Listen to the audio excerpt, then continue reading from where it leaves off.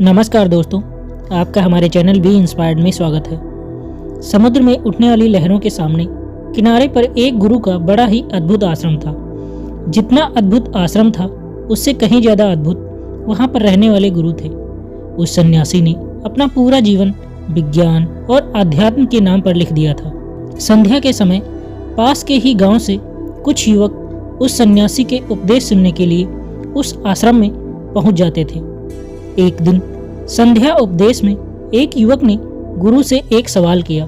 उसने कहा कि गुरुदेव, मन बड़ा ही विचित्र है। मैं बार बार अपने आप से ये बोलता हूँ कि ये गलती मैं इस बार नहीं करूँगा, लेकिन हर बार मैं वही गलती दोबारा से दोहरा देता हूँ। सोचता हूँ कि अतीत में जो गलतियाँ मुझसे हुई हैं उनके लिए मैं पश्चाताप ना करूँ, लेकिन मेरा मन हमेशा पीड़ा से भरा रहता है। आप कहते हैं कि ध्यान सब दुखों को मिटा देगा, लेकिन मैं रोज ध्यान करता हूँ, लेकिन उस ध्यान का मुझे कोई फायदा नहीं मिलता। ऐसा क्यों होता है? मैं क्या करूँ? कृपया करके मेरा मार्गदर्शन करिए। सन्यासी ने सबकी समस्या हल करते हुए कहना शुरू किया। उन्होंने बताया कि शुरुआती ध्यान सबसे ज़्यादा कठिन होता है, क्योंकि शुरुआत में व्यक्ति के मन को आदत नहीं होती है। वो इधर उधर भागता है, दौड़ता है, अतीत की बातों को याद करता है, लेकिन ध्यान एक जगह पर लगा नहीं पाता। प्राचीन समय में जब भी कोई शिष्य अपने गुरु के पास ध्यान सीखने के लिए आता था, तो वो गुरु उस शिष्य को ब्रह्म मुहूर्त में ध्यान लगाने के लिए कहा करते थे, क्योंकि ब्रह्म मुहूर्त सृजन का समय होता है। इस समय सारी प्रकृति एक नए दिन की शुरुआत करती है। पक्षी पेड़ों पर कलरव करने लगते हैं और मुर्गे बांग देने लगते हैं। कमल खिल उठता है और पूरी प्रकृति एक सौंदर्य से भर जाती है। प्राचीन शास्त्रों के अनुसार 24 घंटों को 30 मुहूर्त में बांटा गया है, जिसमें हर एक मुहूर्त 48 मिनट का होता है। ब्रह्म मुहूर्त की शुरुआत सूर्योदय से 1 घंटा 36 मिनट पहले हो जाती है। अलग अलग ऋतुओं में सूर्योदय का समय अलग अलग होता है। इसी प्रकार ब्रह्म मुहूर्त का समय भी अलग अलग ऋतुओं के हिसाब से अलग अलग होता है। गर्मियों के दिनों में अगर सूर्य 6 बजे उदय हो रहा है तो ब्रह्म मुहूर्त की शुरुआत इससे 1 घंटा 36 मिनट पहले यानी कि 4:24 पर हो जाती है। और वहीं पर सर्दियों में सूर्य अगर 7 बजे उगता है तो ब्रह्म मुहूर्त की शुरुआत 5:24 पर होती है। आसान भाषा में अगर बात करें तो 4 बजे से 6 बजे का समय ब्रह्म मुहूर्त का ही सही समय होता है। ये वो समय होता है जब मंदिर के पट खुल जाते हैं, ऋषि मुनि नदियों में स्नान करने के पश्चात ध्यान साधना में लीन हो जाते हैं।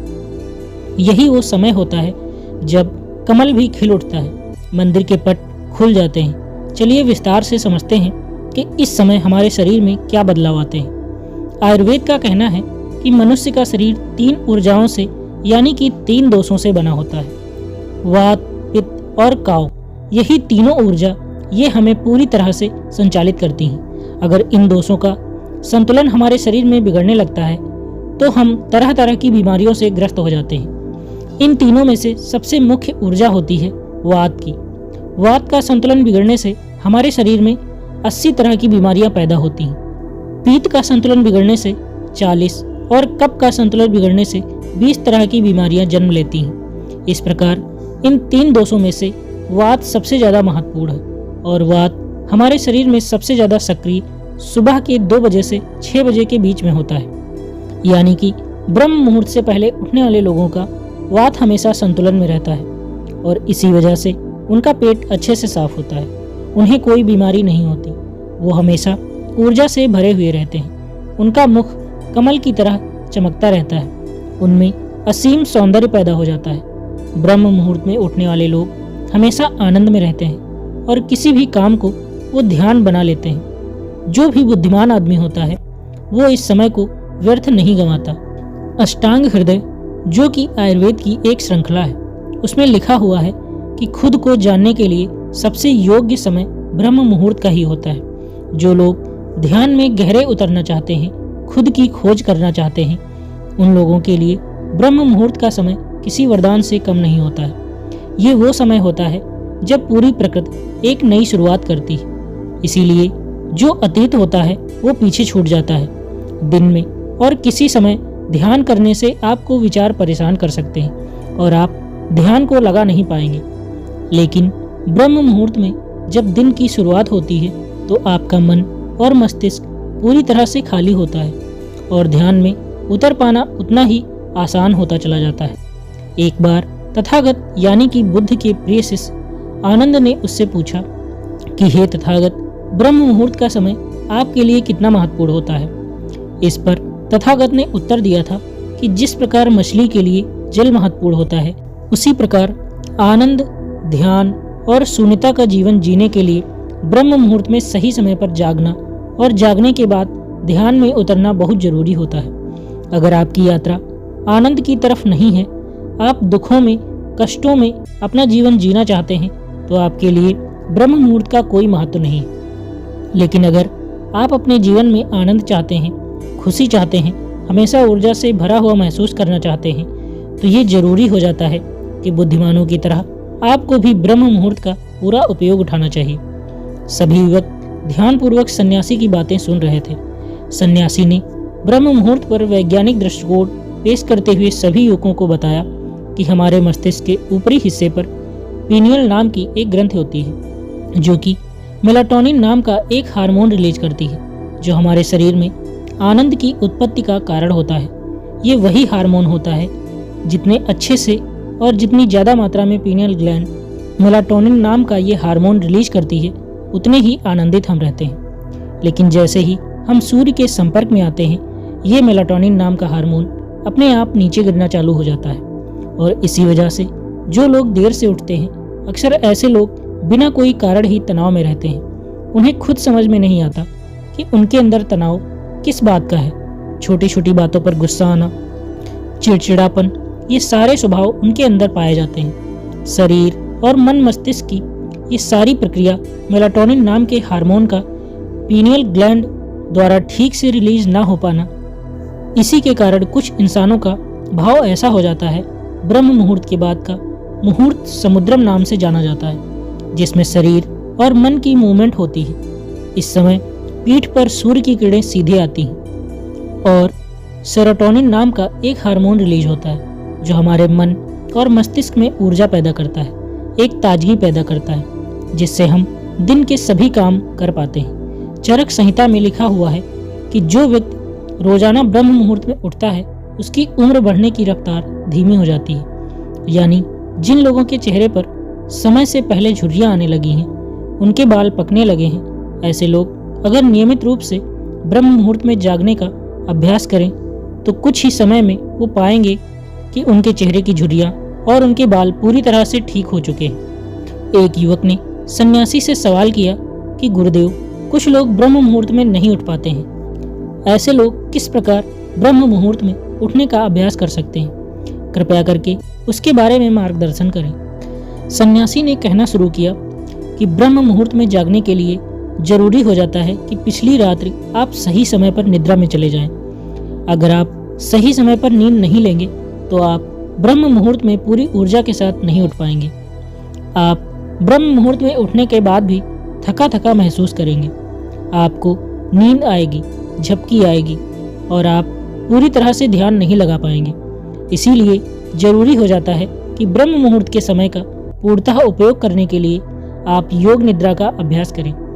योग निद्रा में नींद गहरी होती चली जाती है और कुछ ही समय में आपकी नींद पूरी हो जाती है। जो लोग योग निद्रा का अभ्यास करना चाहते हैं, उनके लिए एक गाइड मेडिटेशन हमने अपने चैनल पे अपलोड किया हुआ है। उसका लिंक हम वीडियो के आखिर में डाल देंगे। आप चाहें तो सोने से पहले उस निर्देशित ध्यान का पालन कर सकते हैं, जिससे कि आप योग निद्रा का अनुभव कर पाएंगे और आपकी नींद पहले से ज़्यादा अच्छी और गहरी होती जाएगी। युवक ने अगला सवाल पूछा कि गुरुदेव, ब्रह्म मुहूर्त में किस प्रकार की दिनचर्या का पालन करना चाहिए? सुबह उठते ही सबसे पहले क्या करना चाहिए और किस प्रकार ब्रह्म मुहूर्त के समय का पूरी तरह से उपयोग करना चाहिए? सन्यासी ने सबको चेतावनी देते हुए समझाया कि जितने भी योगी महात्मा होते हैं, वो ब्रह्म मुहूर्त में स्नान और शौच आदि करने के बाद सीधे ध्यान में बैठते हैं, क्योंकि इस समय ध्यान करना सबसे आसान होता है। विचारों का भटकाव सबसे कम होता है, क्योंकि इस समय दिन की शुरुआत हो रही होती है, नया सृजन हो रहा होता है। इस समय पूरा वातावरण शून्यता से भरा होता है तो इस समय 25 मिनट का किया हुआ ध्यान पूरे दिन में 2 घंटे किए हुए ध्यान के बराबर हो जाता है। आप सिर्फ 25 मिनट ध्यान करने के बाद वही अनुभव कर पाएंगे जो एक योगी, सन्यासी या महात्मा गहरे ध्यान में जाने के बाद अनुभव करता है। तो सबसे पहले ब्रह्म मुहूर्त में उठने के बाद स्नान और शौच इत्यादि करने के बाद सीधे ध्यान में प्रवेश कर ले। कोई भी ध्यान आप कर रहे हो, किसी भी प्रकार का आप ध्यान कर रहे हो, इससे कोई मायने नहीं है। जिसका भी आप पालन करते हो उसका ब्रह्म मुहूर्त में उठते ही पालन करने का अभ्यास करें और कुछ ही समय बाद आप खुद ही ये अनुभव करेंगे कि आप कितने गहरे आनंद को प्राप्त कर चुके हैं। आप इतने गहरे ध्यान को कभी अनुभव नहीं कर पाएंगे जितना गहरा ध्यान आप ब्रह्म मुहूर्त में अनुभव कर सकते हैं। जिन लोगों ने ध्यान की यात्रा की सिर्फ शुरुआत की है या फिर जो शुरुआत करना चाहते हैं उनके लिए तो ब्रह्म मुहूर्त बहुत ही वरदान साबित होगा। सन्यासी ने चेतावनी देते हुए बताया कि कुछ लोग ब्रह्म मुहूर्त में जागने के बाद भी उस समय का सही उपयोग नहीं करते हैं। कुछ लोग अपना मोबाइल फोन यूज करने लगते हैं, तो कुछ लोग किसी से बातें करने लगते हैं। लेकिन इस समय अगर आपका टहलने का मन हो रहा है ध्यान करने के बाद, तो आप अपनी चप्पल या जूते निकाल कर हरी घास पर घूमें। इससे आपकी त्वचा और आपकी आंखों को बहुत ही लाभकारी फायदे मिलेंगे। ध्यान और योग आसन करने के बाद एक व्यक्ति को शारीरिक अभ्यास जरूर करना चाहिए, क्योंकि ब्रह्म मुहूर्त में जब हमारे शरीर से पसीना निकलता है तो हमारे रक्त तथा शुद्ध वायु यानी कि ऑक्सीजन पहुंचती है, जो हमारे रक्त संचार को बेहतर कर देती है और हमारे शरीर की सारी गंदगी बाहर आ जाती है। शारीरिक अभ्यास करने के बाद आप पूरे दिन चुस्त रहेंगे।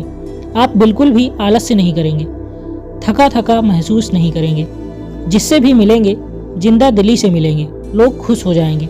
आपके पास बैठकर आपसे बातें करके लोग मंत्र मुग्ध हो जाएंगे और यही सफलता का सबसे बड़ा मंत्र होता है। जो लोग सुबह उठकर ध्यान और शारीरिक अभ्यास मात्र कर लेते हैं वो जीवन में बड़ी से बड़ी उपलब्धियां हासिल कर सकते हैं। आखिर में सन्यासी ने सभी लोगों को समझाते हुए कहा कि ब्रह्म मुहूर्त का समय हमारे जीवन का सबसे कीमती समय होता है, इसीलिए इस समय को दूसरी गतिविधियों में बर्बाद मत करो। इस समय को तुम अपनी आध्यात्मिक और मानसिक उन्नति के लिए बहुत अच्छे से इस्तेमाल कर सकते हो और इसका सदुपयोग कर सकते हो। इसके बाद सन्यासी सभी को प्रणाम करके वहां से प्रस्थान कर गए।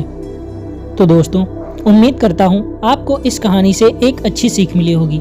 यह कहानी आपको कैसी लगी हमें कमेंट बॉक्स में कमेंट करके जरूर बताएं और इस कहानी को अपने दोस्तों के साथ जरूर शेयर करें। धन्यवाद।